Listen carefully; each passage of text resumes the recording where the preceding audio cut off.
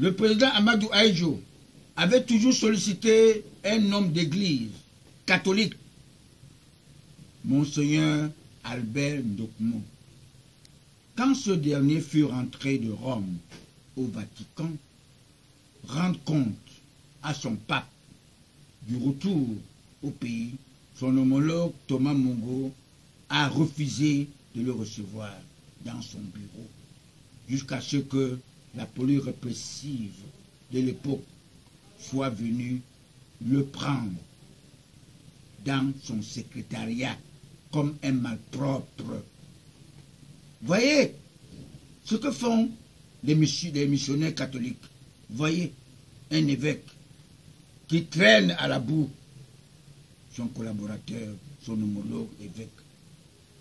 J'ai vu Thomas Mongo manger sa peau avant sa mort au grand séminaire de Milan et se rendre en enfer alors que l'évêque Ndokmo, qui avait prophétisé ce coup d'état spirituel, se trouve au paradis. Nous avons vécu ce coup d'état spirituel le 4 novembre 1982 au choix du libérateur de l'Afrique, Paul Biya, le doyen de l'Afrique. Tous les potentiels chefs d'État du Cameroun avaient été Bois Samuel et Aïssim Vondo. Paul Biya a été choisi par Dieu lui-même parce que le Dieu savait que le Cameroun est l'Afrique en miniature, très convoité par les prédateurs. Il fallait que Paul Biya soit chef d'État au Cameroun. Mes très chers compatriotes, les bisexuels intégrés dans la franc-maçonnerie devraient apprendre aux hommes d'église de s'occuper de l'église.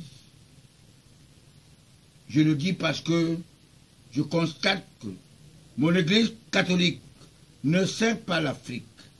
Elle est plutôt au service des colonisateurs, car tous les cardinaux sont intégrés d'office dans la franc-maçonnerie. Et même plusieurs chefs d'État et des nonces apostoliques.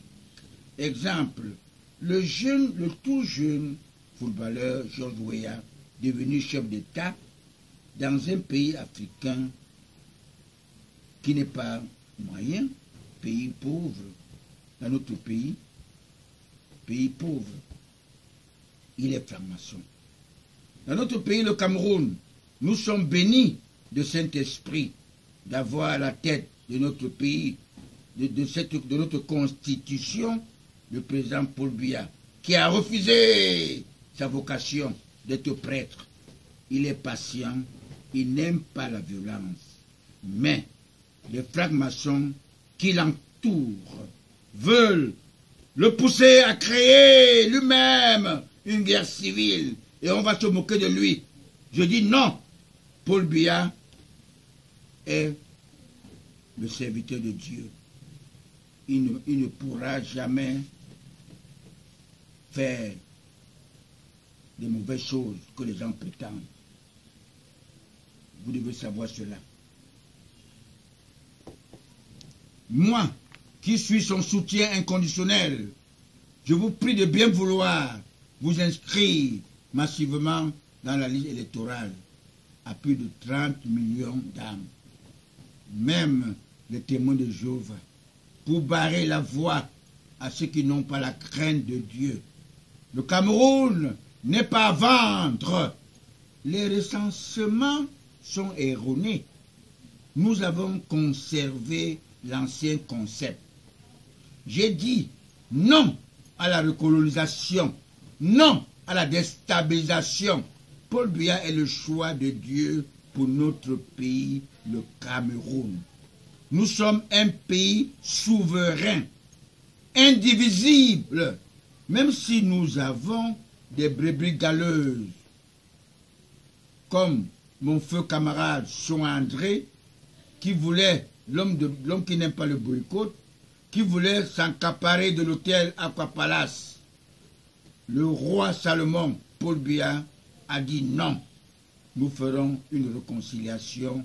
Même le collège Monte qui avait été dynamité en 1986 parce que mon candidat naturel, Paul Biya, voulait faire plaisir à ces détracteurs d'aujourd'hui qui sont devenus les déstabilisateurs, tapis dans l'ombre, parce qu'il avait modifié la Constitution. Ils oublient qu'il avait dit ce n'est pas qui veut devenir chef d'État, mais c'est qu'il peut. Nous ne pouvons pas confier notre pays à un aventurier comme le père Aristide à l'époque, dans un de nos pays africains. Il a même dit de laisser la politique aux politiciens, pas aux opportunistes politiciens, parce qu'un politicien est un sacrifié de sa nation. Il doit avoir un sens très élevé de patriotisme. Alors je voulais dire que le président Paul Biya nous aime. Vous devez comprendre que le président Paul Biya n'est pas un aventurier. Le président Paul Biya est vraiment les gens, tous ceux qui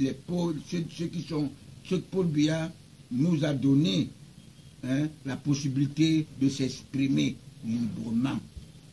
Même les sans-caleçons peuvent s'exprimer. Il a vu venir lui-même le vent de la démocratie. Il a été le premier à dire oui. Et que certains qui s'agitent aujourd'hui ont dit non, que cette démocratie fut précipitée. Ne soyons pas ingrats pour ne pas être reconnaissants. Les pauvres d'esprit, car vous serez convaincus comme vous serez considérés comme des moutons de Panuche. À ma qualité de politologue spirituel, le sang de nos martyrs nationalistes tués dans leur terre natale, qui est vraiment la cause de notre terrorisme aujourd'hui. On dirait tour de Babel, tour de Babel. On ne se comprend plus. Les créatures du bon Dieu sont devenues les chèvres, encouragées par les pilleurs de la République. Et vous savez que le président Paul Biya n'aime pas le sang. Et il n'aime pas le sang. Et il vous aime. Cessez de vous battre. Cessez de vous tromper. Tous ces gens-là, les Ayok, tous ces gens-là, c'est des moutons. C'est des moutons qui ne connaissent pas ce qu'ils font. Nous savons qu'ils ont fait l'erreur de vendre notre pays, le nord-ouest, le sud-ouest,